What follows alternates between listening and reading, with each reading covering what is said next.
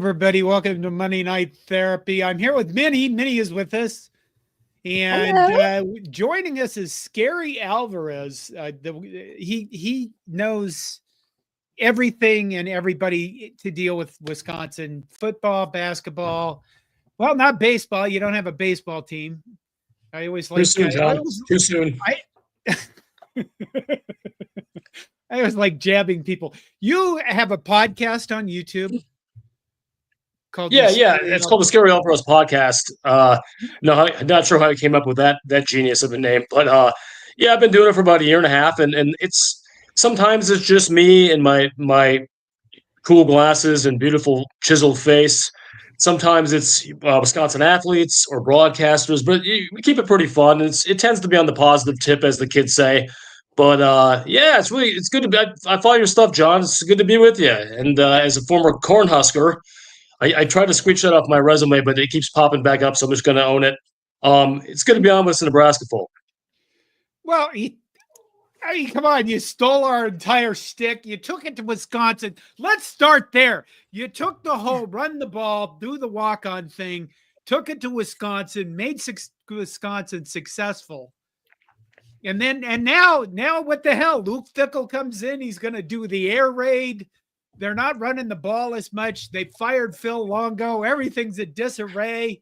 I don't know if you saw the news today, but Luke Fickell basically came out and said, I guarantee that we're going to win a bowl game and keep our 22-year streak alive. And Dylan Raiola came out today and said, I guarantee we're going to get to a bowl game. There's all sorts of shit going on, man. Yeah, it's a lot of guaranteeing stuff. And I'm not sure if you know my backstory, but it's famous that when I came in, and this was taking over a Wisconsin program that had won 6 games in the previous 3 seasons. Vinny, I'm not sure if you were alive in those days, but it was a bad scene, and I got hired in there from Notre Dame as I was a defensive coordinator. And my first press conference, I said, "You better get your season tickets now because before long there aren't going to be any." And people just audibly gasped that this who's this guy think is this coordinator comes in and he thinks he's going to do that. And look, maybe I won one game my first year in 1990. That I made sure that then athletic director Pat Richter put that on former coach Don Morton's ledger, and I started in 91. But 3 years later, as John, as you're well aware, got to the Rose Bowl and won one, and then we were off and running. So the stuff that you're describing about the current state of the Wisconsin football program, it's a little bit distressing. I think it makes for better headlines maybe than an actual show, because things really aren't horrific. But when you are dispatching offensive coordinators with 2 games or potentially 3 games left in a season, that's news. That's above the fold stuff. And I'm here to give you my best perspective on what I think that means for Wisconsin. And by the way, just for those who are listening now, welcome everyone. I'm Scary Alvarez. As I like to say, wine Ellen enjoyer, sherry wine destroyer, Jake Ferguson's grandpa, and Cindy's +1 when she'll have me. That's my beautiful wife. She always catches these podcasts. But we were talking about Minnesota sushi off camera before this, so nothing is going to scare me that can be thrown at me now after that topic has been discussed. So looking forward to mixing up with you guys tonight, and let's go. It was walleye. It was walleye sushi. So, that's interesting. How very Minnesotan. Yes, walleye gas station sushi. My wife and I decided. I actually dressed up. I put on pants that weren't khakis Friday night. And I went out with my wife, and she looked nice. And we don't do this very often. Ooh, anyway, Phil Longo. Was it really that bad, or is this like a sacrificial lamb thing? How this has been discussed inside the halls of power, so to speak, is subject to some conjecture right now. So I don't want to pretend like I know exactly what is going on. But the best I can piece this together is here's where we are. There has, depending on who you're listening to, been a bit of a rift. I don't want to overplay it, but maybe he's not seeing eye to eye between Longo and Fickell for some time. I don't think that's something that emerged putting up 13 against the Ducks. Should have won that game, by the way. Just devastating for Badgers. Mm-hmm. But so there was a little bit of a disconnect there. So when you're winning, that's okay. But when you start losing some games and losing, having bad second halves after having halftime leads like against USC or having a halftime lead against Penn State, you're seeing a pattern. And it's when you had kind of let's be honest, a 4 out of 10 first year like Longo did with that offense, despite some injuries to Tanner Mordecai, you're on the clock. And I think there's some boosters, and perhaps the athletic director himself, Chris McIntosh. I'm not saying this is how it happened, but this is the best I can do to try and recreate how this might have shaken out. This is one of those stories like a 48 Hours Mystery where they recreate it with actors and stuff. That's kind of what we're doing here. So I don't know for sure, but I think there was some displeasure at the highest levels with Longo. There may or may not have been some personality clashes. Dust-ups, things of that nature. And when you layer on top of that a lack of performance, ranking, I believe, 14th or 15th in the Big Ten in total offense, right, going on 2 years without consistent offensive play, and then in the most important game that your school has played in years, and you have a chance to upset the number one team in the country, your quarterback goes 12 out of 27 for 98 yards and throws just a mind-numbing interception, hits a bunch of guys on the line. And it's not, no offense to Braden Locke, I always say this. He's a human being. I wish the kid the best, but results are results. This is big time now. We're getting NIL money, and the quarterback play at Wisconsin has not been good enough. Okay. Yes, Tyler Van Dyke, the handpicked transfer from Miami, may not have set the world on fire this year, but I will say, with a healthy Van Dyke this season, I think Wisconsin probably has 2, if not 3 more victories, and is probably just on the outside of the college football playoff looking in, which sounds insane to say right now, but that's how close they've been. It does. And I know you guys hearing close Southern Cal as Nebraska fans. Close must be triggering for you, because I know how many games that even under your former coach, he was always in the game. So I don't want to say that equates with having a program where you need it. But let's just say Longo, for whatever reason, wasn't getting it done. I don't think it was done to set an example, but I just feel Fickell felt he needed to make a move, and I think the boosters were prodding him a little bit to do it. And I'm happy to go into more detail, but that's kind of the 10,000-foot view. I think, right, when you look at Nebraska football right now, there's a very real possibility that we're looking at another 5-7 season. And we have been through so much that, that's kind of a breaking point thing. We have this long sellout streak. People bitch about it, that it's fake, but it's still selling tickets. I mean, people still show up to games.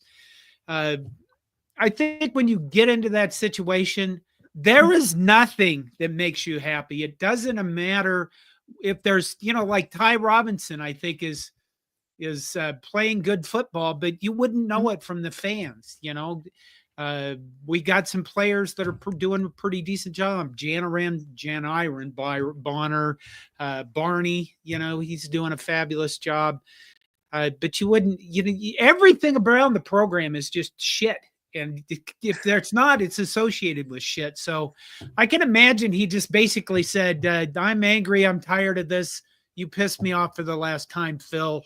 So long ago.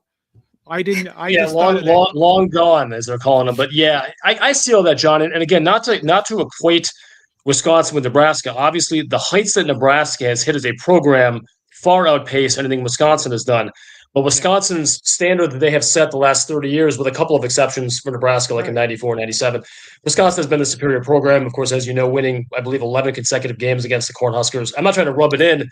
Yeah, maybe I am a little bit. Well, yeah, you have to bring it up. You have to bring it up. Yeah, well, how many? It's 10 or 11. Why are you asking this? Yeah, it's been a long time. In fact, it was, I believe it was in October of 2012 in Lincoln, 30-27 win by the Cornhuskers over the Badgers. And then later that season, in a game where Wisconsin running back Melvin Gordon just scored another touchdown a couple minutes ago, Wisconsin, of course, boat raced the Cornhuskers and Bo Pelini 70-31, I believe. But anyway, that's not why I'm here. I'm trying to get to a point. I'm trying to say Wisconsin got a little some bleach. Yeah, you do. But Wisconsin, I don't want to say they got spoiled, but Wisconsin has had, until fairly recently, in those later years of Paul Chryst, that weird kind of COVID season, and it's just kind of fallen off a little bit. Not going to bowls falling off. That bowl streak is still 30 years, So again, not trying to rub it in, but for Wisconsin fans, seeing what they have seen the last few years, whether it was the end of Chris era or the Fickell era not launching like it was supposed to, they feel like the sky is falling for different reasons than Nebraska fans feel like the sky is falling. But both fan bases are incredibly irate and triggered right now. And I hate to put as much steam on this game Saturday as there is, but it is such a massively important game for both programs that it's going to be a pretty wild one. I think. I'm glad it's not a night game. It's not a night game, right? It's a day game. It's 2:30. Okay, Are there any more shots you want to take at us? Because now, John, I want to be clear. Mitty and I have taken more shots in the last 3 minutes than Mike Tyson did, or Jake Paul. Look at this. Here's the thing. Roger Moore comes in. He says, NU football is like Mike Tyson, great history, now fading, still trying to fight like its former self. My God, Roger. Oh, yeah. No one is paying Nebraska to take a fall, though, against a YouTuber. So look, I'm going to say right now, I could beat Jake Paul in a fight. I'm 76 years old and change. I would knock that tomato can out in about 14 seconds. Especially if he talks smack about any of my offensive linemen. But yeah, John, all kidding aside, and I really wasn't trying to be mean, but I'm just trying to explain.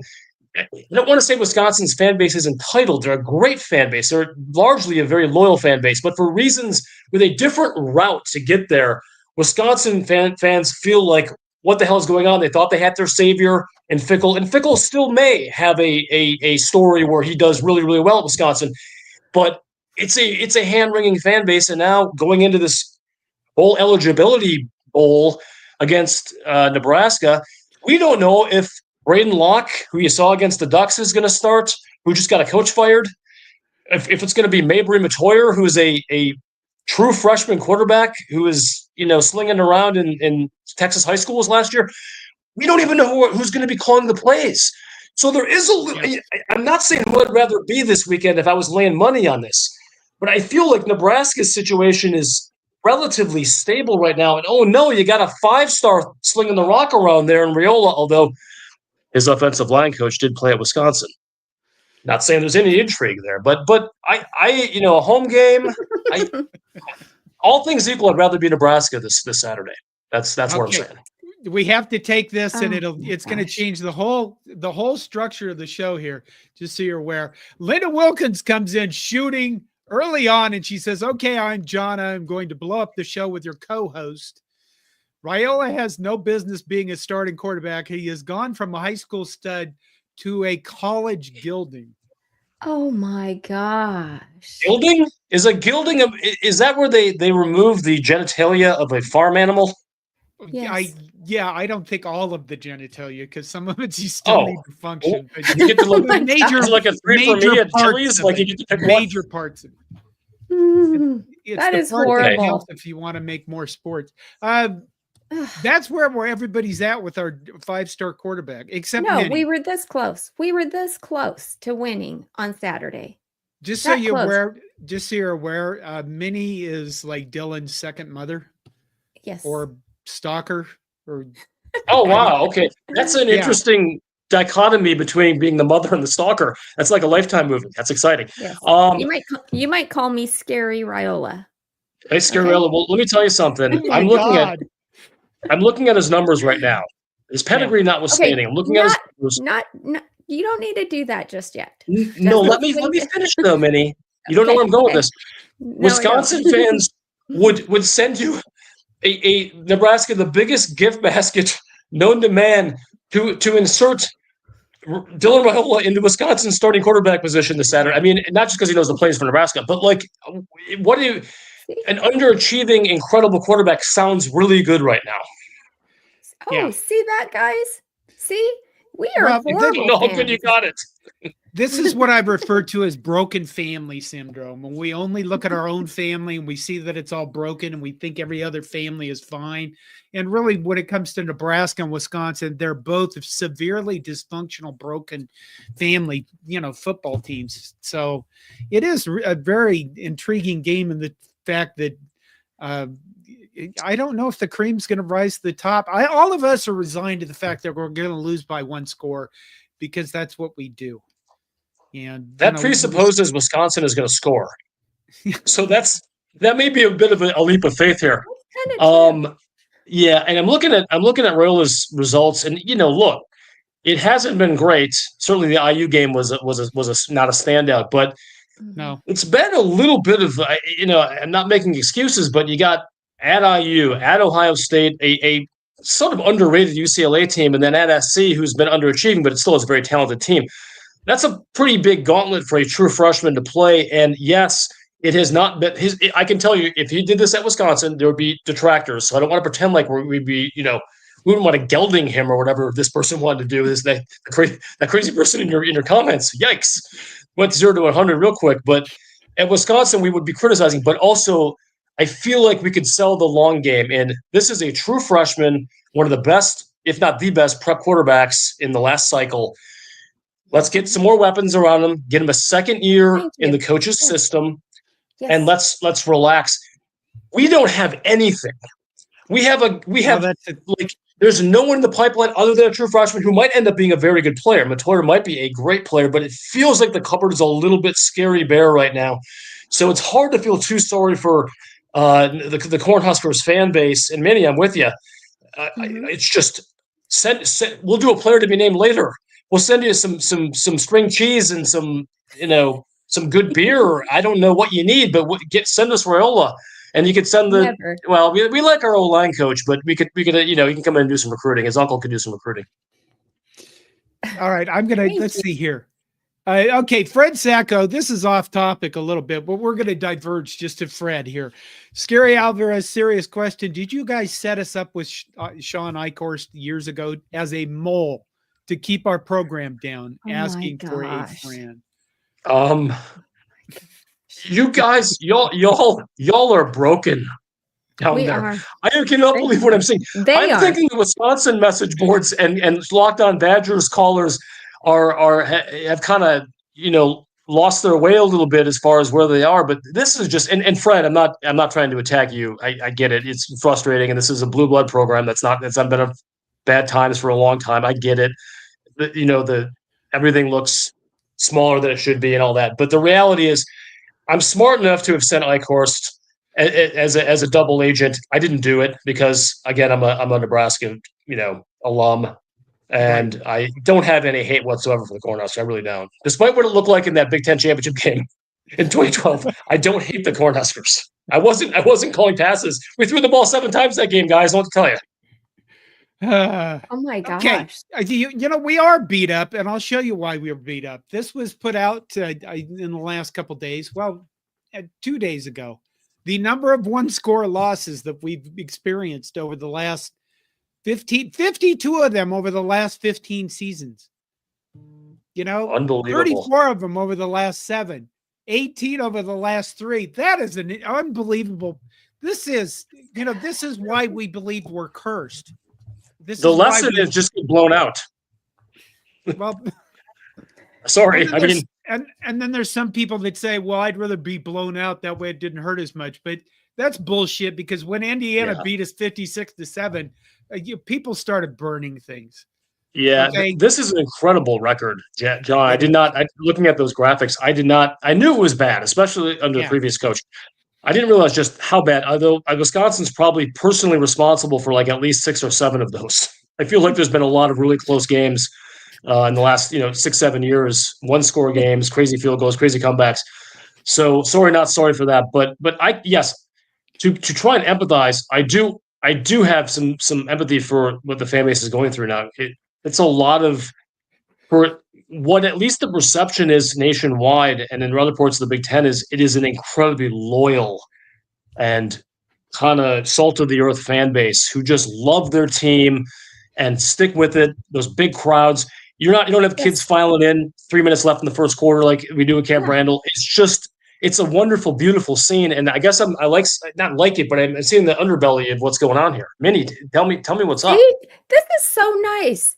The view of Nebraska fans is such a nice, refreshing take. I love this because that is what we need to uphold this image to be, people. Well, We're falling apart. he says that, but he keeps, stabbing that 70-31. I feel, what I feel like? I feel like I should be attaching leeches to myself while you're talking. It's that kind of vibe.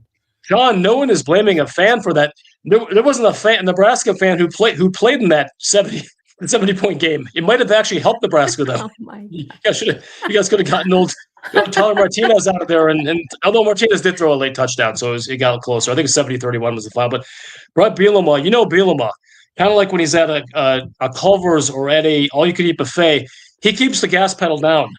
And it doesn't matter how much he's beating you by. He's gonna get his fill. Kind of like he was still running it up against Indiana in 2011 when it was like 83-20. He just keeps going. So I don't think that Luke Fickell would do that to Nebraska, nor would he have the ability to. So let's get that out there. Okay. MK asked, who did Fickell say was calling the plays this weekend? That's a very good question. He did not. He had his press conference today, and it was actually did a pretty good job of trying to smooth this over for a fan base who is very curious, obviously. It had been speculated through message boards and some of the people in the know in the program that it was going to be wide receiver coach Kenny Guyton.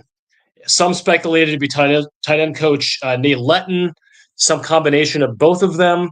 Right. And I think the way Fickell left it today was it's going to be a committee. So he didn't commit to anyone. So I think maybe if it goes well, maybe Fick was calling him. And if I'm not suggesting he's going to throw people on the bus, I'm just kidding. But I think it's going to maybe they'll go with the hot hand. I don't know. But as a Nebraska fan who's anticipating the Badgers coming in with that very same quarterback potentially starting that you saw against Oregon, you just have to be licking your chops at this because I don't know how this is going to go, guys. It could be one of those situations like the Chicago Bears when they fired their offensive coordinator and they promoted Brown to the offensive coordinator, and they're just humming and hurling against the Packers last week. They almost won. Right. So maybe there's maybe a change just gets the spirits up and things start clicking. But I am looking at this game with a lot of trepidation as a Badger fan, just not knowing quite what to expect and not knowing 100% for sure who's going to be calling plays for the Badgers. I mean, I'm going to be behind center. Do you feel like they're going to have a call sheet and the magic 8-ball, or does somebody actually have? Gosh. No, they're not going to continue with the magic 8-ball. Longo's already gone. I'm just kidding. Okay. But no, Longo. Again, this isn't piling on Phil Longo thing. I mean, he has a track record that was suggestive that he would have more success in this, but it was just never quite felt right from the beginning with him on the sidelines calling play. He didn't do that at Carolina.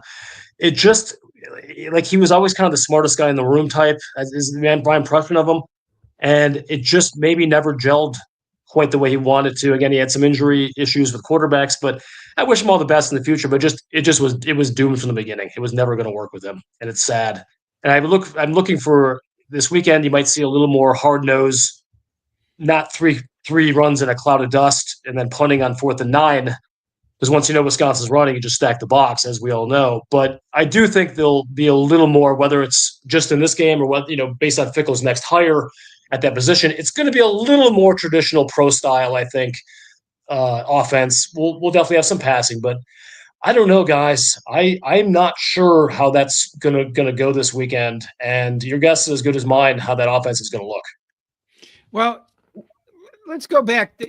Wisconsin, you and Wisconsin got to where you are with a run-heavy offense, running the ball, tough physical, offense. Nebraska, obviously, I mean, when I was in school for 18 years, from 80 to 87, and then through the 90s, we made a living off of running the ball. God knows how many times in the 80s we were like national champs of rushing. And do you think that there's anything to this? You got away from your roots. You're not running the ball. You're not doing this. Because I hear this from Nebraska fans all the time. Do you think there's anything to that, or is it just we need to embrace change and see what happens? I think it's an easy scapegoat, but Wisconsin went from marrying your high school girlfriend, and settling down, having kids in your hometown, to going and meeting someone on a trip to Ibiza or something and hooking up with somebody met at a Skrillex concert. And that's just a big change. And I don't know that an air raid concept offense could not have been successful at Wisconsin. I think there's scenarios where it could be, which gets back to Fickell and maybe a little bit into the personnel that they had, but not Fickell, Longo. But the reality is, I think Wisconsin recognizes now that any modern offense that's going to take flight is going to need a healthy passing game. So I don't think we're going to. And really, the reality is Wisconsin got a little bit of a reputation, an unearned reputation in a lot of those later years because they often had a very solid passing game. They had some NFL receivers and some really decent quarterbacks, but the running was just so good you didn't notice. It was like they were the groomsmen, so to speak. I think it'll be a pro style type NFL offense, West Coast offense. I think it's going to be very, very run intensive, but with a solid modern passing component. That is my guess. And that's good for recruiting too. I don't think it's going to regress into some sort of wishbone or something, which frankly Alvarez never was. I mean, I never was. So I'm not worried about that. I just think that Fickell is going to. He probably has a couple people in mind. I said this is crazy. Maybe it's not that Shanahan guy at IU. That guy. He's not related to the other Shanahans. He's a different Shanahan. Probably a good Catholic boy. But what they have done with that program. Yeah. Albeit against the number 106 schedule in FBS this year.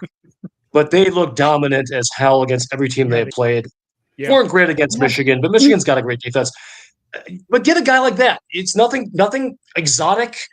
You got a good, quality, accurate quarterback and some decent athletes at the skill positions and a strong line. You could do a lot worse. And that's what I expect Wisconsin will do. I don't think it's going to be a high-risk hire. I think he's going to get a decent either a really, really solid up-and-coming guy or someone who's proven. And it's going to be back to the basics. It's going to be back to 2019 Wisconsin offense, which was not 3 yards in a cloud of dust. It was a Rose Bowl team. I decided today, I went on Twitter for a while and I decided that I want the Indiana Hoosiers to win the national title. And the reason why I want that to happen is because the SEC people are so pissed off right now about the Big Ten having the top 4 or 5 ranking positions, and Indiana hasn't played anybody. And I want them to be infected with Curt Cignetti, I love that. I don't personally like Cignetti. I think he's a little cocky or he's a little over his skis on some of that stuff. He hasn't proven anything, but he's done a damn good job, and he's certainly a coach of the year candidate. Cocky. Yeah, he's very cocky. Yeah, he's almost cartoonishly. Yeah, almost cartoonishly. Like he's almost winking at you when he's doing it. But, the SEC Big Ten rift, I've weighed in on this a little bit. I'm not going to tell you that the SEC probably isn't a better conference overall than the Big Ten. It probably is. But the complaints are ridiculous. And let me give you one example why. Texas Longhorns, they're a good team. Their best win this season is Vanderbilt. Right. Their strength of schedule is number 38. And they're the number 1 team in the country. Wisconsin is 5-5 with the number 15 schedule. They've had to play hellish games against Alabama, Penn State, Oregon, 3 of the top 7 teams in the country right now.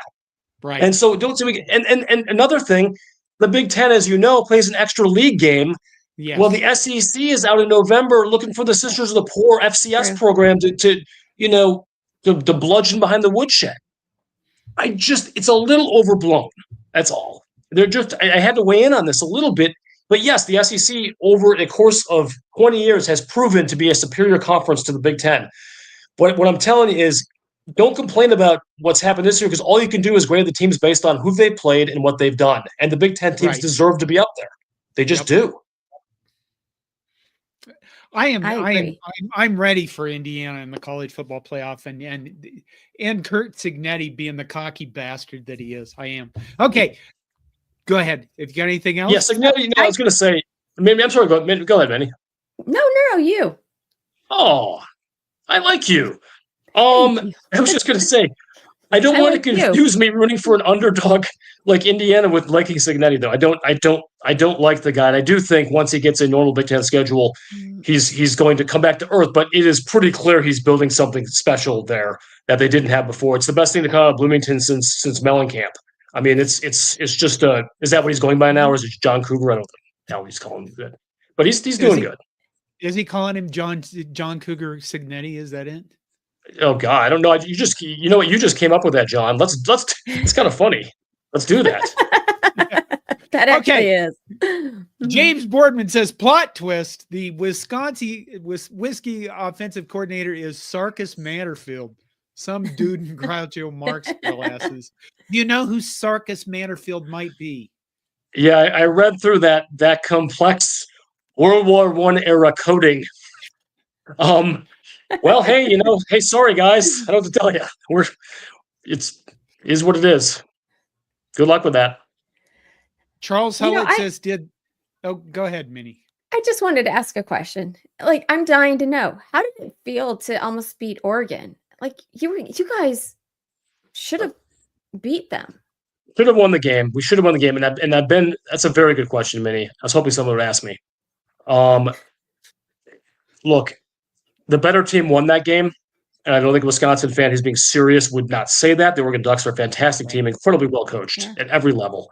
Probably the best quarterback in college football. But Wisconsin, with a slightly below average offense, even quarterback, would have won that game probably by at least 10 points. They had the game. Yeah, maybe there are a couple of calls like the chop block that didn't help things, but who knows?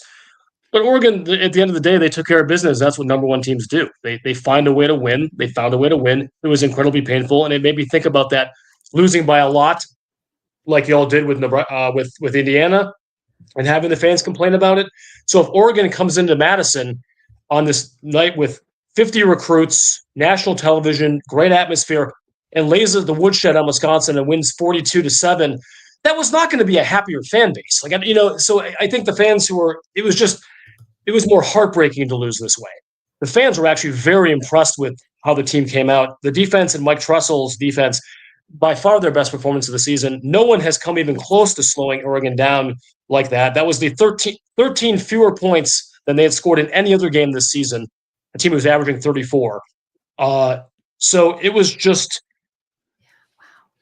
it was a horrible, gut-wrenching loss that we were proud of, if that makes sense.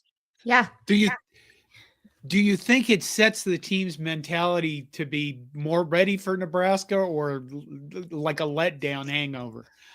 It's one of those classic coin flip games, kind of like losing your coordinator and having someone fill in. I'm not trying to hedge on this. I'm just saying you never know how teams are gonna react. Sometimes you come off a game like that and you are just so crestfallen that you fall on your face to the next opponent. When I said I'd rather be Nebraska this weekend, I'm probably leaning a little bit towards the mindset that we did all of that, and yet it's another loss. And now we got to climb that hill still to get bowl eligible. And it's just, I don't know, though. I'm not inside that locker room. I think they're a bunch of tough kids, and I think they did gain some confidence. Any team that can play Oregon, who may be the national champion this season, that close, and not in a fluky way. Oregon outgained us, but it was a pick 'em. It was a really maybe who had it last kind of thing, and just couldn't get it done. Maybe we say, well, here's Nebraska. They're struggling. They've lost 4 straight games. Their last win was Rutgers back in, my God, like a month and a half ago. Maybe we can do this. I don't know. What's that? They're putting another leech on myself right there, buddy. I'll leech. Okay. No, I'm telling you. You think I'm cutting you with insults, but I'm telling. No one is tougher on Wisconsin. That's not true. No, there are people who are tougher on Wisconsin than I am, but I'm realistic about it. And I do know this Wisconsin team is deeply flawed, and I'd probably rather be Nebraska this weekend, as I said. Well, you're saying facts, and the facts are harmful. Okay. Well, hey, what was that question that we had up there from Charles? Oh, here we go. Luke Minnie, F. can you read Luke that? F. Did Luke F. make the team read "Who moved my cheese" in the off season? Yeah, I don't know what the reading assignment. I will say we again qualified for that high academic distinction. I'm not the one that gets you in a bowl game like PJ Fleck did last year with 5 wins. Oh, yeah. So I know the team is certainly more than capable of that scholarship. Reading that book, I don't know. I think Luke is in a little bit FML mode right now, or he's wondering what went wrong and how it can be made right. And I think he's a little bit confused about how things could have gotten so off track. I think Wisconsin fans are as well. But I want to be real clear here, Minnie and John. I am not writing Luke Fickell off. I like a lot of the things he's done in his past, the program building, the college football playoff. It wasn't a fluke what he did today. There was nothing fluky about it. He was turning out draft picks regularly. Yeah. This was not he just happened to be playing SMU and Memphis and stuff. That did help a little bit, but that was a legitimate squad that went to the college football playoff. I just think he may have underestimated just how steep the soft, quote unquote, rebuild was at Wisconsin at the tail end of the Chryst regime. Things had fallen off really, really, really significantly. The recruiting was bad. The recruiting was atrocious, and I'm as big a Paul Chryst defender as you're going to find. I think he's a wonderful guy who did many great things at Wisconsin, but it was clear that he had checked out, certainly in the recruiting department. Yeah. They were getting 57, I think, was the last class he had, and that was probably charitable, and that was also with Fickell coming in and getting a couple guys at the end of 22, the 23 class. The one thing that Fickell does, so if you were going to ask me to give a grade to Luke Fickell so far, the recruiting has noticeably improved. Right. And not just going after a higher number on a page, finding program fits as far as the type of size and athleticism. For example, like a Xavier Lucas, he's a freshman cornerback for the Badgers this year. They took out of South Florida that everyone is going, how the hell did they get him away from Minnesota? I'm Minnesota, Jesus, living in my head rent-free. How did they get Xavier Lucas away from the U or from Florida State or from the Gators or from whatever? I don't know. But Fickell's got some good recruiting chops, and he has another good class coming in. So that part you like to see, but those guys he's recruited are not old enough and good enough yet to make a difference on the field in general. Mm-hmm. Mm-hmm. And this is kind of where the crux is you have when you guys hired Luke Fickell, I thought, well, I wouldn't mind seeing him at Nebraska. We got Matt Rhule. I think there are a lot of people that are ready to dump Rhule. He has like an $80 million buyout. You don't get to just do that in 2 years unless unless you're going to just whip $80 million out of your pocket and give it to the University of Nebraska. So, I haven't given up on Rhule either. I think, Fickell and Rhule are kind of like a lot alike in terms that they're both going to make necessary changes to be successful. And there are not every coach is like that. So no, Rhule, I've been effusive I've been incredibly praiseworthy of Matt Rhule from the day he was hired. And I've done that kind of, watching him and Fickell kind of as kind of two sides of the same coin, because I would have been elated with Rhule had he been the hire. I'm not saying I liked him better than I liked Fickell. I'm saying if the secret candidate that McIntosh was jetting around that weekend had been Rhule, that is a proven program builder at the college level, as you both know. Right. Two different occasions, two different situations, two different leagues, and what he did with Baylor was unbelievably impressive. To get that to an 11-2 program after were they a 1-win team when he took them? I mean, they were just absolutely and yes, maybe the recruiting's easier down in Texas, but remember that they got blasted, and I believe they lost crap tons of scholarships because of the guy with the sexual and everything like that. Art Briles, who a bunch of boosters there probably would hire back in 3 heartbeats. These Texas people are crazy. But I like Rhule. So again, Minnie, kind of to getting back to you again about what you're seeing with the fan base there. This is an outside opinion, and I'm not going to pretend I don't know the record. I'm not going to pretend, but there were Wisconsin fans who would have given their left genitalia. We talked about that earlier, so now we're on topic. Okay. After that Colorado game earlier this year, to have plucked Rhule out and kind of like Raiola, just kind of do that teleportation to him where he's the Wisconsin coach. Mm-hmm. And yes, the results since then have not been outstanding, but it's easier for me because I don't have to feel the pain of a loss. But I really believe that Rhule is the guy, and I believe he's going to win there, and he's probably going to win pretty big. I have great confidence that he's going to get that program where it needs to be. Will it be capped, given how tough the Big Ten is now with all these new things going on? Will he be capped at 9 wins like a fairly recent coach that seemed like he was capped at 9 wins? Maybe, but I think he knows what he's doing. And I don't know who would y'all go after? I don't know, like, we don't. I don't, we can't. even if the money was nothing. even if money was not a factor. Who's the guy who's going to leave? Like, I think it's interesting that people say now, and you don't just see this at Nebraska, but you see it all over when you read message boards or go out on social media. Well, why didn't we hire Kirk Cignetti? There is not a program out there he would have fit at except for Indiana. If he'd have been hired at Nebraska, everybody would have shit themselves and screamed, "Who is this guy? He's not good enough for us," and all that stuff. Absolutely. That's the interesting thing about that situation. But who would we go after? I have no idea. I know I don't have to think about it because Matt Rhule has at least another year. Plus, we'll beat you guys this weekend, and we'll get to a bowl game, and then people will be slightly less want to burn things down or up. I never figured that out. There's a lot of gasoline, Yeah. Who do you have week 13? Who's the last game of the season? Iowa. Is that home or away? It's at Iowa. Yeah. Yeah. I would just gelding us there a couple weeks ago, and probably the worst game under Fickell by a wide margin. But now I guess our quarterback's off for the season. I don't know how that's going to all shake out, but that's a tough team. But my advice is get that. I don't want you to do, obviously, but get that 6-win Saturday. That's probably the one.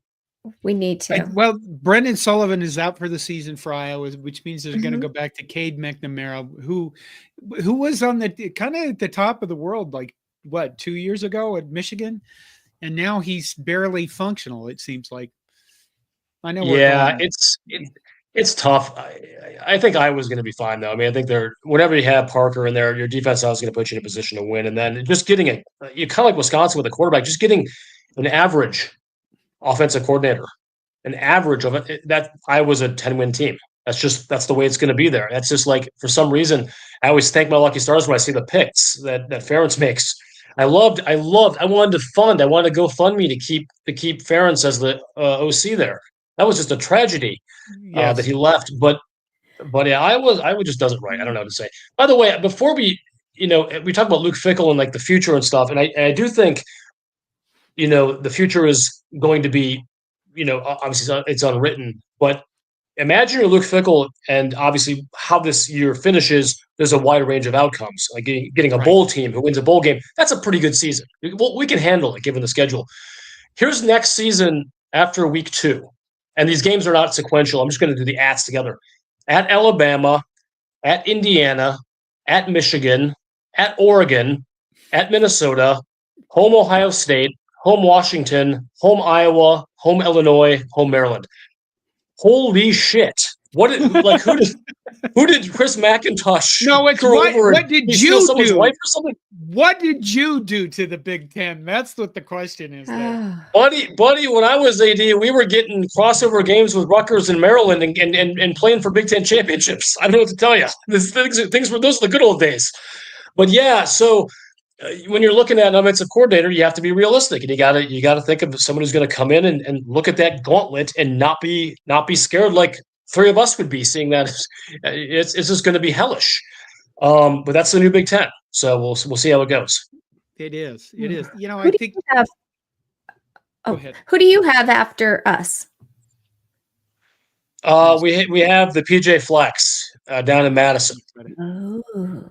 And Fleck, with the exception of with rare exception, for some reason, I don't have any great regard for Fleck. I think I called him the Big Ten's most okayest football coach, because he is. He gets the most bang for his buck as far as people saying how great he is. The guy's never done anything. He has an Outback Bowl title. That's it. Full stop. Took over a 9-win program and is now, I think he is 1 game under 500 in the Big Ten after in his 8th year. It's fine. I mean, that's a definition of an okay football coach. Yeah. But he always plays Wisconsin tough. I mean, even the years where Wisconsin were loaded and Jonathan Taylor type teams and that sort of thing, always plays us tough. Beat us in 2018 with a pretty loaded team. So that's going to be just a knife fight. I mean, it's going to be a rock fight, probably for bowl eligibility for both teams. I'd rather have it happen this weekend against your Cornhuskers than have to go into that game. But that's admitting to answer your question. It's going to be just probably a real low scoring defensive hate fest in Madison as the lights are going down for bowl eligibility, unless you get in with 5 wins because you have good academics, like Wisconsin still might, which is almost worse than not going. What is Minnesota's record? I think they are. I don't have it in front of me because I got to pretend I don't give a F. But I think they have 5 wins right now. I think they're 5-5. Sounds about right. Really? I thought they were better than that. Oh, yeah. Well, so does PJ Fleck. Yes. That was good. I agree. He's the guy who overall they are 6-4. 6-4. Wow, that's better than I thought. Yes. Well, that's cope. That was cope on my part. And now, granted, their schedule has been frighteningly easy. I know they did have a game against Penn State, I think, or someone good, but they just it's fine. I mean that's ebbs and flows, but that 6-4 is far, far, far easier than Wisconsin's 5-5. We just have to go and beat them. Simple as that. Okay. Living in Omaha, David Matney says Rhule talks a great game. I am beginning to think we hired a televangelist. Oh my gosh. You know what I think is interesting about football coaches is when they're hired, we expect them to say certain things, right? Like when Frost was hired, he said the Big Ten will adjust to us and we ate it up. And then later we beat him over the head with it. Well, Matt Rhule, when he was hired, he went out and he talked to everybody, and he is a very good speaker. I mean, he's the son of a pastor. You know, I suppose that was beat into him one way or another. But now we're beating him over the head with it. You know, we always do these things. It's just like, okay, you know, it's the fact that if you're winning, you can murder somebody and people will go, yeah, but he wins. You know, and if you're losing, you know, they're angry about what shirt you're wearing on the sideline. Everything small gets magnified to it's amazing proportions. It's tough, John, and Minnie, and like I alluded to earlier. I mean, there's no guarantee. Now he's a 10-12 coach, 2 seasons so far. I mean, you know, it might end up better than that at the end of the season, but it kind of is what he is so far. But again, this is the college game. The track record is inherits a 2-10 Temple team. 2 years later, he's 10-4. 4 years later, he's 10-3, winning bowl games. Baylor 1-11 his first season. Yeah. 2 years later, 11-3, losing a Sugar Bowl by 1 point. Like that, those don't happen by accident. Those are program building, especially the Baylor one. Program building achievements. We're not going to talk about Carolina because that doesn't matter. It's a different game. But Nebraska, I just feel like, you know, Temple went 2-10, 6-6, then it was 10-4, 10-3. I feel like y'all stick with this guy, whether this season is 5-7 or 8-5, this is going to be a 9-10 win kind of coach by next season. I believe I believe in my heart that, again, I don't know if he'll hit the heights of Ohio State, Oregon, like that upper echelon, but he is going to have Nebraska in a far better place than they have been since even the very best days of Bo Pelini. I think that's my vibe, man. I don't know. I agree. I think he was hired to wipe the stink off this program.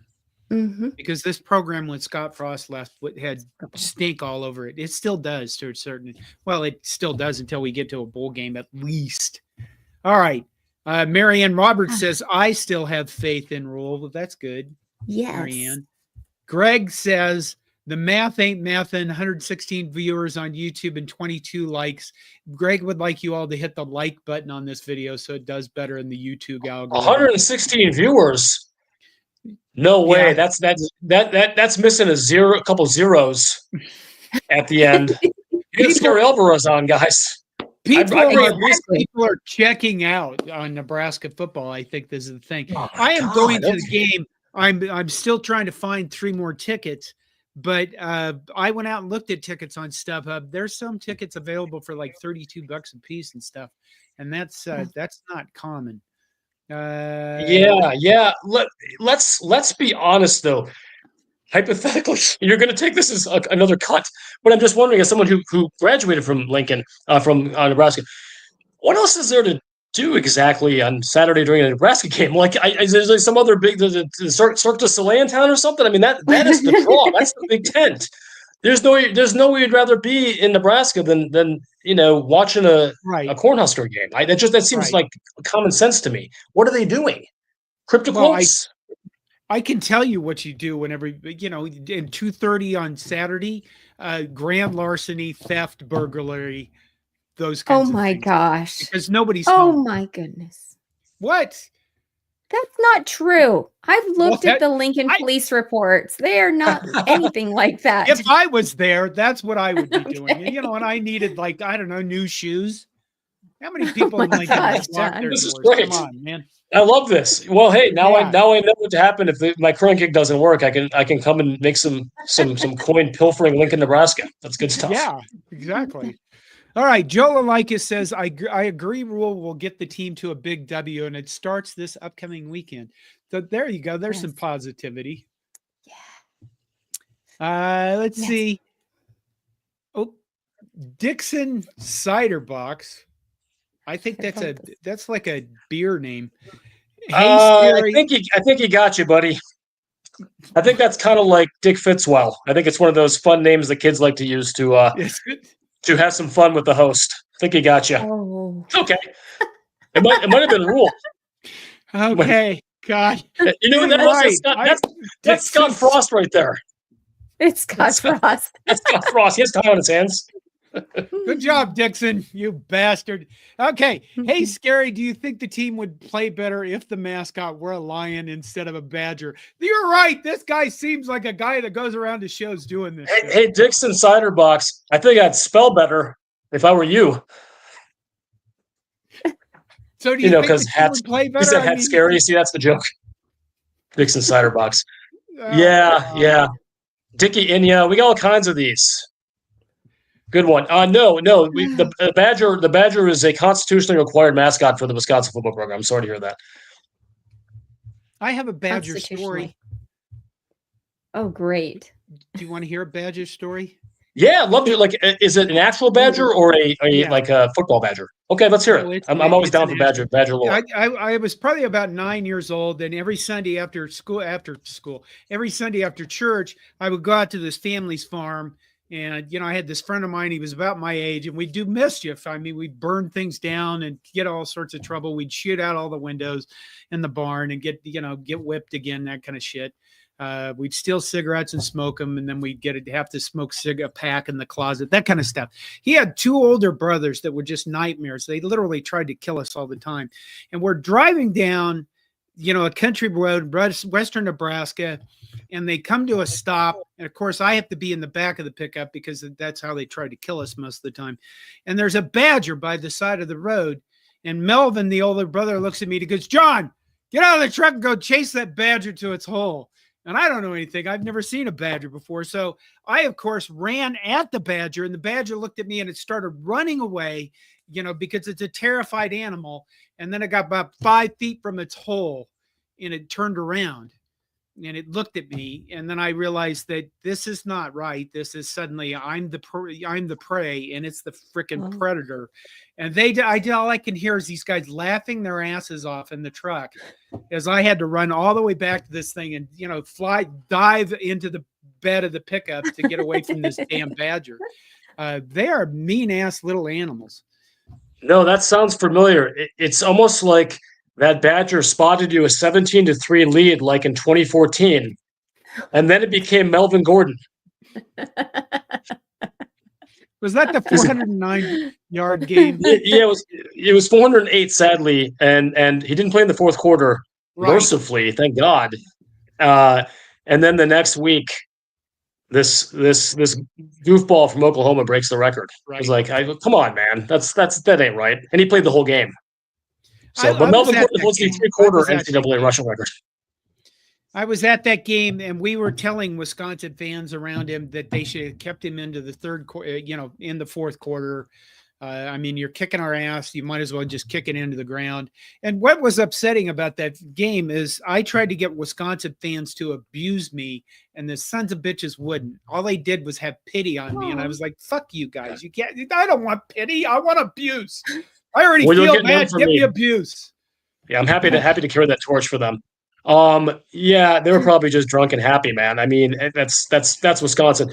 Had it been the score reversed, whatever, 55-17 or whatever it was, and that was Nebraska, they would not have been as probably as courteous to you. Although they're not savages like Ohio State Buckeye fans. Those are the meanest, like literally cut you, set your car on fire fans in the entire Big Ten.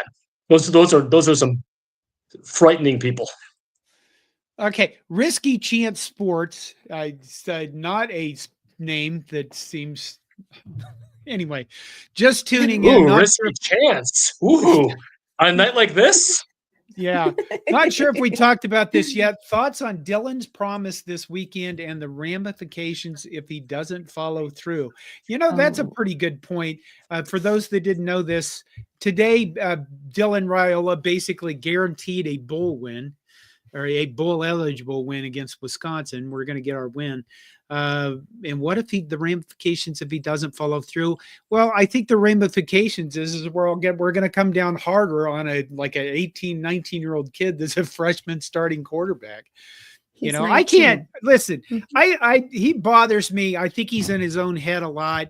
He's missed throws. He's missed plays. The slide before the fourth down, I'm picking up the first down. That was bothersome. But again, I can't imagine in defense of him, so many doesn't kill us all. In defense of him, I can't imagine what it's like to carry the entire state of Nebraska on your back with all the expectations that he has. He hasn't lost his shit. He hasn't blown up at anybody. He's been graceful. He's, been honest, which honestly, I think one thing he should learn from this season is that don't be honest, because people want honesty from everybody, but then when they give it to him, we just beat them over the head with it. We really don't want it. It's a good point. I think you need to not be honest a lot of the times because it just comes back to bite your ass.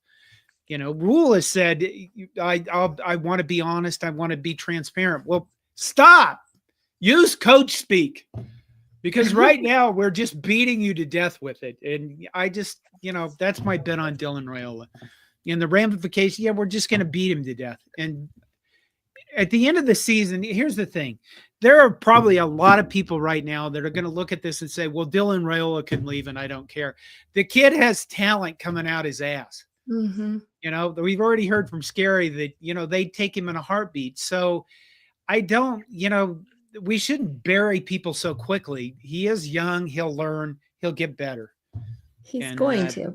Yeah. And the other thing is I woke up at 5:00 in the morning thinking to myself, this next game is going to be the biggest jump that we take. And I didn't watch any of the press conferences after the game on Saturday. And I watched them today. And how funny was it?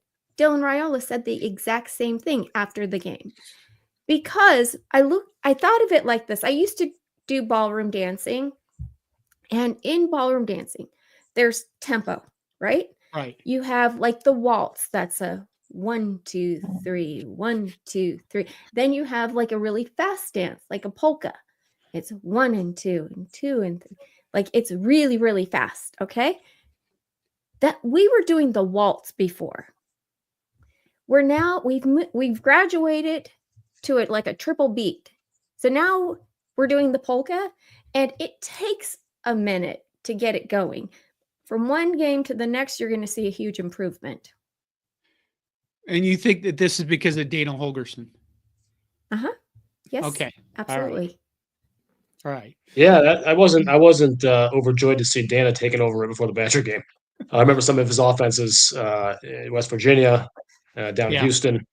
Definitely is a good offensive mind. I don't think anyone can say he's not. He's not always had success as a head coach, but he certainly knows his X's and O's of tempo, especially, which is particularly difficult for Big Ten teams to defend. So I'm not loving that. But I will say this. By the way, Mini Ballroom Dancing, I'm not sure if you remember season 4 Dancing of the Stars. Me and my lovely wife, Cindy, came in 3rd place. I'm not sure you remember that. Yeah. I did. I'm a bit of a Lothario with my feet. Yeah, appreciate that. So, again, love the kids on the Badgers, but if Raiola were Wisconsin's quarterback going into this game, and whoever Wisconsin starts were Nebraska's quarterback, I would take the Badgers in that game, where I am currently taking the Cornhuskers. So, if to the extent there's any question there, Dana Holgerson or not, I do think the kid has incredible upside. And when I said, "Oh, we'll take him in the portal," I mean, like, that would be a ticker tape parade in Wisconsin if they got him in the portal. That's how excited and how much upside he has.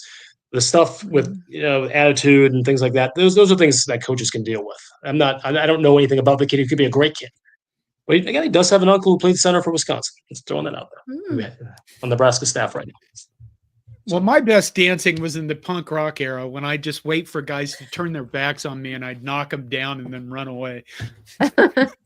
John, you got a backstory, buddy. I feel like we're going to see your biography on Tubi or something. There's going to be some John Johnston true life story, like train spotting, except it's in Nebraska. There you go. All right. Aaron Kane, speaking of stories, says, I'm waiting for the reference to churning butter in the Oregon Trail story in John's story. Many, tell him what you told me when we first signed on tonight. Oh, okay. I have the title for John's new book. It is going to be called Stories from the John. And on the cover, there's going to be a picture of John sitting on his toilet. And it's going to be filled with all of his wonderful stories that we love to hear. Somebody on YouTube did leave the comment that if we're going to see you in your bathroom this much, you should spruce it up a little. And I thought, that's really a good point. So there's something, John, I feel like I'm missing something. Was there a reference to you in your bathroom this season? Well, all of my reaction videos when we play badly and we lose, you remember when Scott Frost did his onside kick against Northwestern up 11 in Ireland? Yeah, I did that. I do reaction videos after the game. They're usually raw. They're unedited. And what I did after that is I started that video by saying, I'm in the bathroom because that's where shit belongs. And then I went on a very long rant. And so when Nebraska plays really horrible, people get a bathroom video of me sitting in my bathroom on the toilet and doing a reaction video. This weekend, I will not be able to use my bathroom. And I already decided, at the Colorado game, I was not going to use a Memorial Stadium bathroom because they'd probably throw you out for that. But we won't be using it, but we're going to beat Wisconsin this weekend. We're going to beat them.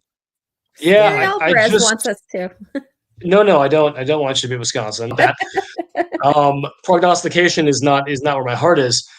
John, I would love for you to do a delightful bathroom video from Kinnick Stadium in 2 weeks. I'm not sure they paint the visiting bathrooms pink or there's some sort of thing there, but I could be okay if I saw one Saturday. I mean, I want you to relieve your mind onto the internet as you see fit in the location which you see fit. But I would love to see Wisconsin win. I think that would be a great balm for what has been ailing us. I would take no pleasure in Nebraska losing. That's not a thing. I have no hate for the Cornhuskers, but I have to be real here. I do want Wisconsin to win this game. That would be quite delightful. That would be delightful. Indeed. Okay. James, we're going to switch to this real quick. James Boardman says Nebraska and Wisconsin play volleyball Saturday night. How closely do you follow your volleyball team? Very, very close, and close enough to, I feel like I'm going to get another scrape, John. We're talking about national championship in 2021, but the Cornhuskers this season absolutely like a knife through butter handled Wisconsin up in Madison, as you well know. Wisconsin had kind of a rough start. I know, a few teams caught them early in the season. They're playing a lot better now than they were when Nebraska played them. I think it was only a couple weeks ago, actually. But I would think Nebraska is probably the favorite playing at home in that match. I think it's two teams that could, without any hesitation, could see both those teams in the Final Four again. I think they're two of the elite 5 or 6 teams this season again. Great programs, a lot of youth in both programs still, and I would say pound for pound the two best volleyball coaches in college volleyball. I think there's no hesitation. Just to prepare Nebraska fans for this weekend, you realize what's coming up. The women's basketball team plays Creighton. The men's basketball team plays Creighton Friday night. And then Saturday, men's men's football. Football plays Wisconsin, and then women's volleyball plays Wisconsin. So this weekend could be just the most fantastic weekend ever, or completely soul shattering, depending upon what the outcome is. I am wishing you nothing but success against Creighton this weekend. Yeah. Thank you. Stop. Full stop. Basketball, the men's basketball program lost. When was it? I was going to say Monday night. Tonight's Monday night. Yesterday to St. Mary's, 77-74. It was. They're good. They are good. Nebraska fans do not know men's basketball very well. So when you say, "Oh, we lost to St. Mary's," most of them will go, "Well, who's that? What the hell?" Well, they were a number 5 seed last year in the NCAA tournament, and they returned most of their players. So the fact that we took them that far and we looked like a basketball team, I think is good for what's coming up. It would have been nice to get that win because our non-conference is very tough, and we need all the quad good wins we can get. I think a big problem with the basketball team is Keisei Tominaga is gone, and we all loved him so much. And there's not really a personality-wise that's going to replace him on this team. We have Bryce Williams. We have Juwan Gary. There's a lot of other players there that nobody really knows. We have a Connor Sajian that you know. Yeah, I know that name. Connor Sajian. Yeah. He's a former Badger. And Sajian, just so you guys know, he was like ready to launch as the most loyal, Wisconsin-loving, just a great kid with an incredible personality, real moxie, fun guy, not a half-bad player either. Just kind of got stuck. Greg Gard is a big defensive guy, and if you get in the little rut defensively, you're just not going to be in the rotation the way he was. And the kid averaged 11 points as a freshman, and then it was in the doghouse last year. And I completely understand why he transferred. I have no ill will towards him. And look, he's a very solid starter / rotational player for another up and coming program. Fred Hoiberg is a fantastic coach. You're in good hands there. I wish the kid nothing but the best. I feel like I can't. I don't dislike any Nebraska teams. This is no fun. I kind of like Rhule. I kind of like Hoiberg. Ooh. The fans are. I guess I see them at a different way than y'all see them, but are certainly kinder than other fans like Ohio State fans or Illinois fans who are the worst. Illinois fans, they are. We talked about Ohio State fans being more thuggish and brutal at the game itself. Mm-hmm. Illinois fans are just the shittiest. They're just, I don't care what sport, basketball especially, but they're just, I don't know what the deal is. That's a fantastic school, academically and otherwise, and it's nice. I knew some kids that went there, but I don't know what your biggest rival is, but those freaking Illini fans are just shitheads. I don't know. Well, I think Illini fans would be best described as the fan base most likely to be discovered with their hands down their pants. Yeah. Well, we'll see how that goes. A question for Scary. Yeah. Greg says, Scary, which would you prefer Wisconsin to be known for, cheese, beer, or brats? I prefer Wisconsin to be known for football and winning football games again. That is one of those other things are fantastic things to pregame with or to celebrate victories with, and maybe even losses if you're doom eating. But yeah, I mean, brats. I'm a big bratwurst guy. Just bratwursts are fantastic. It's got to be the right kind. Not a big venison brat guy, but if you're going to buy store brand, Johnsonville's probably the one. Yeah. Brandy. Do you know of Wisconsin's love for brandy? Yeah, I know about it. I knew a lot of alcoholics. Yeah. Brandy, kind of like a crazy uncle of alcoholic beverages. It's just, it's there. It's versatile if you need it. It doesn't taste, not the most palatable thing in the world. Kind of fun, gets you buzzed, but let's put it this way: like Queen Elizabeth wasn't serving brandy. I just think it's a little bit of it's a Midwestern thing, and it's fine. I've tasted it. I'm more of a sherry wine guy. We're gonna get it out there. Okay. Now Tony here's another question for you. Tony Washland asks, maybe Wisconsin will replace Longo with Frost. I won't say I never say never. I rarely say never. I don't think that's going to happen. But then again, Alex Grinch, the exiled defensive coordinator for USC, was hired as Wisconsin safety coach before the season. So you just never know. That would not have been my pick. And he's actually done a really nice job this season as a position coach. Scott Frost, I don't know. I think there are a lot of things I liked about Frost, Central Florida.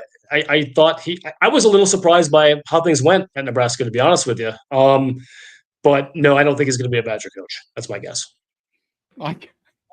I think it would be bad for him to move to a state that's known for beer and brandy, and just feel like you're telling something with that comment. Yeah. James Boardman says, "I will celebrate this weekend by eating Wisconsin meats and cheeses. If we lose, I have the satisfaction of shitting it out." That's the thing about these. I always read the beginning and I forget to read the end. James, I don't know what your constitution is comprised of, but I feel like both of those are going to happen no matter who wins or loses. But maybe you got something special, like the victory shit or whatever you got going there. But boy, that's a thought I didn't need. But anyway, yeah, I'm hopeful.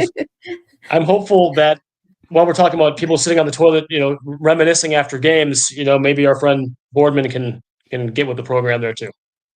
Okay, we're going to have to end soon, but I'm going to ask you two more questions. Sure.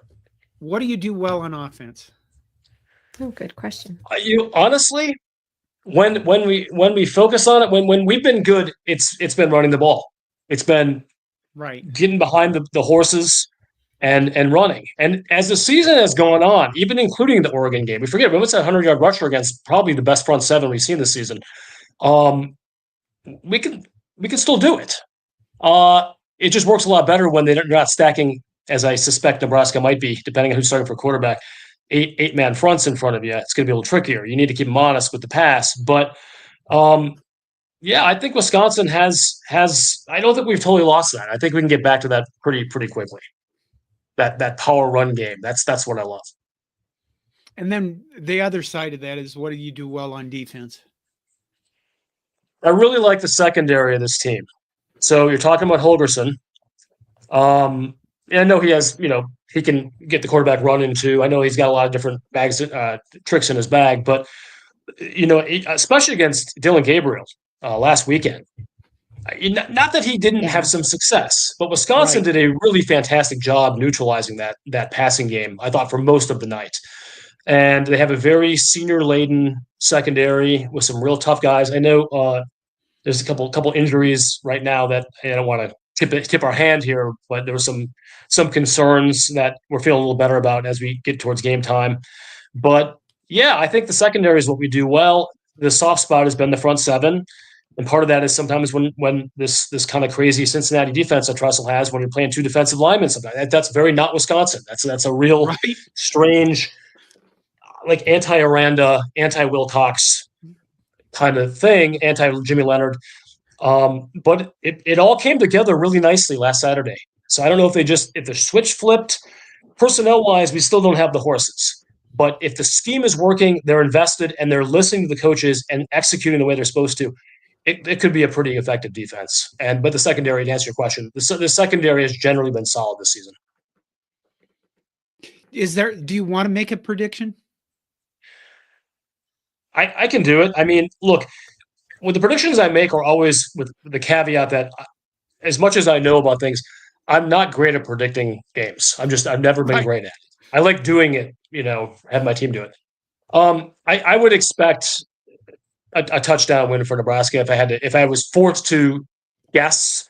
Not a super high scoring game, but there'll be some points. It's not going to be 16-13 like it was. But, I guess we 27-20. I could just throw that out there. But I'm hedging. If Wisconsin won the game, I'll be honest with you guys, no offense, I don't think any will be taken. It would not shock me.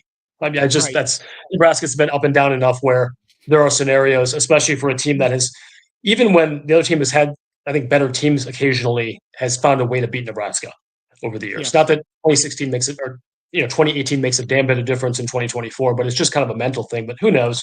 But yeah, I wouldn't be surprised. But yeah, if Wisconsin's getting 4 or 5 points, maybe I'm thinking a little bit about taking the Badgers there. But I think Nebraska probably should be the favorite.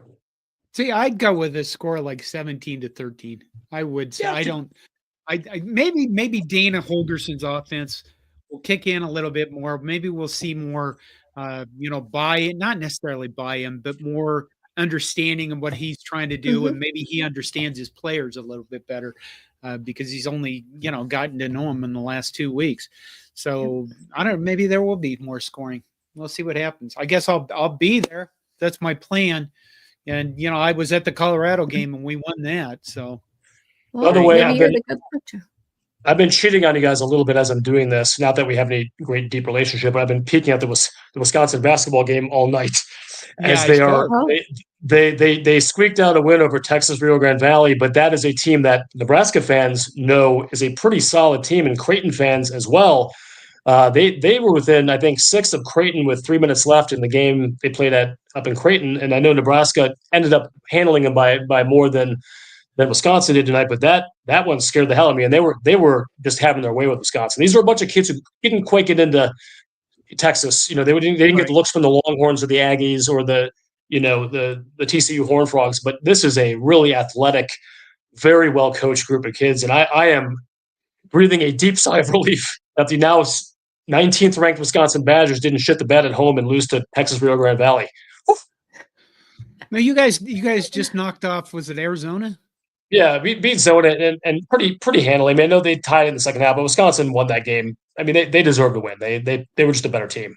But holy crap! Okay, well, I know that was a little bit of an aside, but now we have a common opponent, guys. So you guys did play this very same team recently, and they gave us a run. But anyway, on to football. Brett Kluslaw on Twitter says John's good luck, and I hope so. Although, when you're good luck, everybody expects you to show up to every game. Greg gives us $1.99 super chat and says, for John's retirement, my oldest son is going with me, and my hopefully future daughter-in-law and granddaughter are going.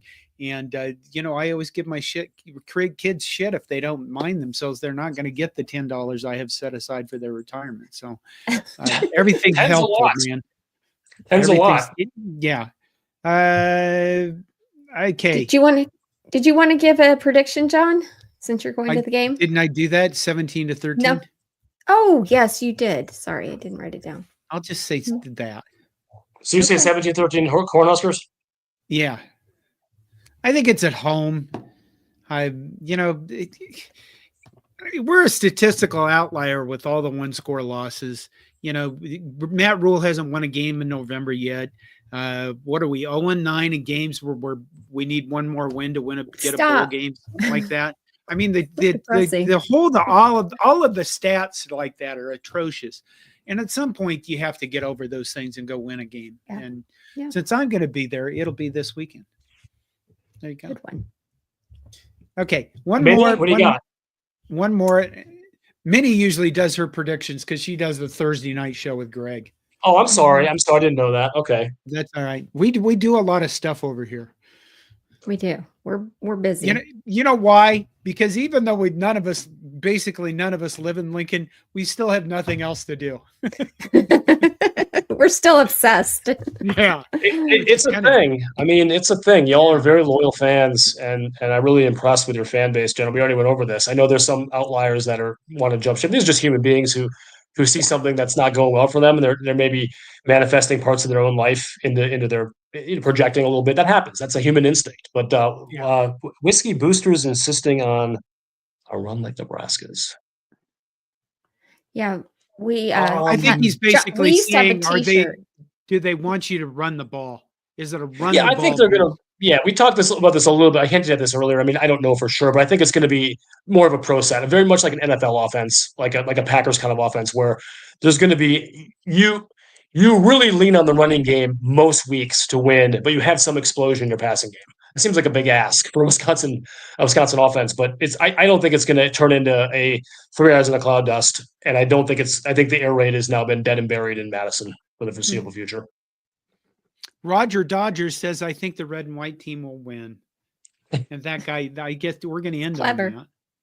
Now, the question is Wisconsin going to do the ultimate nod to the Cornhuskers and wear the red pants with the white jerseys on the road. I don't know. I think probably not. They usually don't wear the red pants when they play. I know Barry wouldn't have them ever wear the red pants when they play the Cornhuskers. So yeah.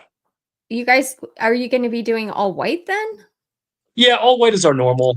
We do the reds sometimes, the red pants. We have for years, for 30 plus years.